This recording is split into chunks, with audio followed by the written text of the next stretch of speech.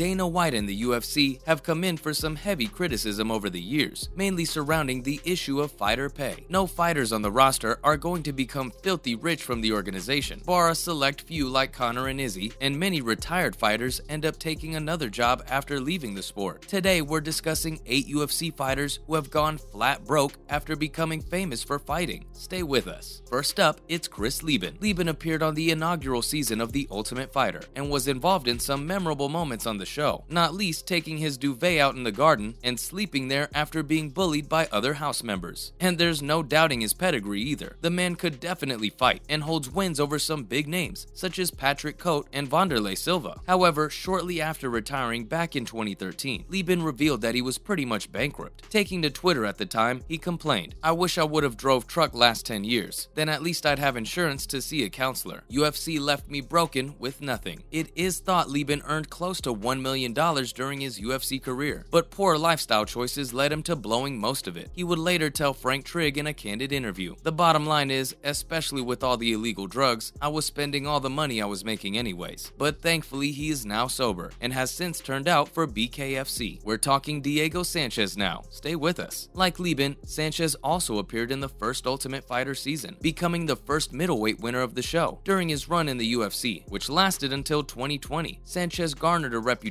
as being one of the toughest, most game fighters in the history of the organization and always brought it. During those early days in the organization, Sanchez was one of the biggest party guys on the whole UFC roster and used to live by the mantra, "Go big or go home." Of course, this attitude negatively affected his bank balance, but he eventually sorted his life out and got on the straight and narrow. However, he would also invest badly and would later say, "With that came a lot of people who really didn't care about me. They were just leeches, just very bad people. I had to learn a lot. I was very gullible. I trusted the wrong person with finances and the guy ended up breaking my bank. I lost my money in Ponzi schemes." Give us your thoughts on Sanchez below. Next up, it's Tyron Woodley. Woodley has most recently been involved in some high-profile boxing fights against one Jake Paul, but after finding fame and fortune in the UFC, he sadly wasted a lot of it. One of the most dominant welterweight champions in UFC history, Woodley defended the title 4 times, but was also living a life of excess at the same time. Thought to have earned around $4 million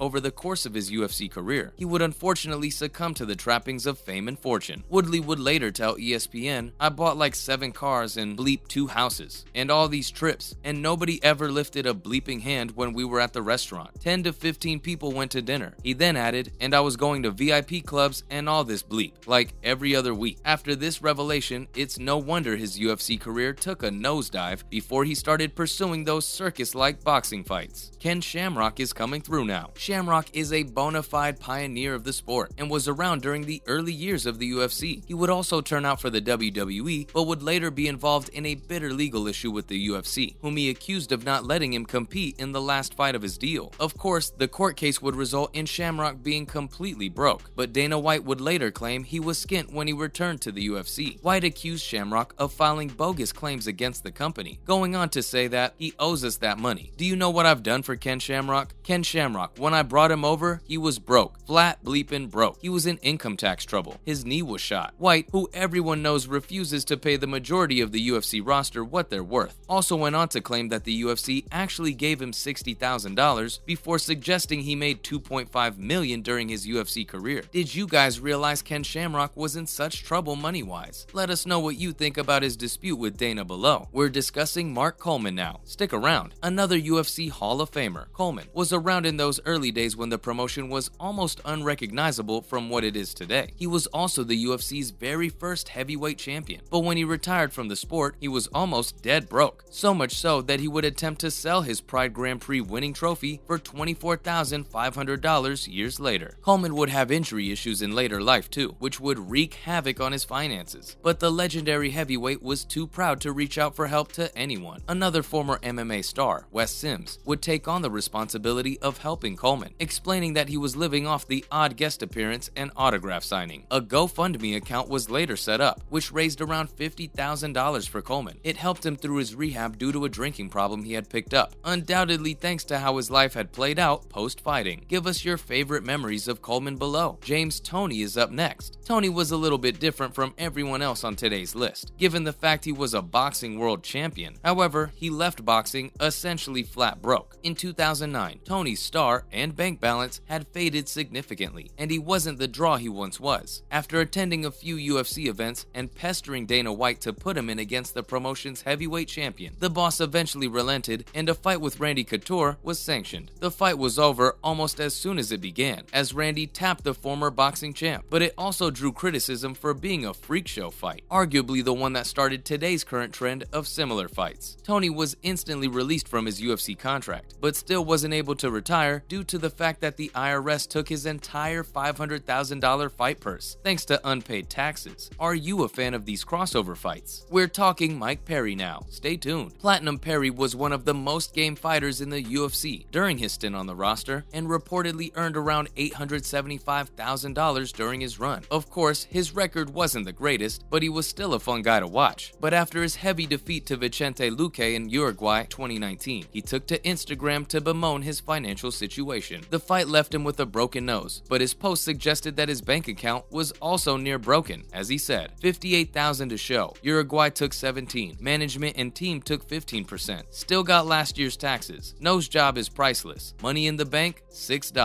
400K fans on IG though. Perry departed the UFC last year after back-to-back losses to Tim Means and Daniel Rodriguez. He has since gone on to fight in Bare Knuckle FC, and it turns out his new home has been pretty fruitful for him, as he has won both fights so far. One against Julian "Let Me Bang Bro" Lang, and the other against current Bellator fighter Michael Page. And finally, it's Conor McGregor. Of course, the Notorious is currently one of the best paid and richest sportsmen in the world, but it wasn't always that way. After becoming a two-division champion in the Cage Warriors promotion, a feat he would later repeat in the UFC's featherweight and lightweight divisions, McGregor signed on the dotted line for the biggest promotion around and would make his debut against Marcus Brimage in Sweden. However, it has since become common knowledge that even as a UFC fighter, McGregor was still collecting welfare checks during the early days, even as he was becoming more and more well-known. It's no wonder then that he has made it his life's mission to earn as much money as possible, and has since given up-and-coming fighters a spot of advice, saying, when you get your money, spend every penny. Blow it all, so you're actually broke come your next fight, so you're just as hungry as you were before the first one. Of course, McGregor has taken his own advice over the last few years, and has become more synonymous with the playboy lifestyle rather than doing what got him to the party in the first place. Give us your thoughts on the Notorious Conor McGregor below. As always, thanks for dropping in on us today, and remember to tune in again next time when we'll be discussing all sorts of other cool bits and pieces. And why not do us a big favor by liking today's video and sharing it with any UFC heads you might know of below. Thanks for watching, and we'll see you next time.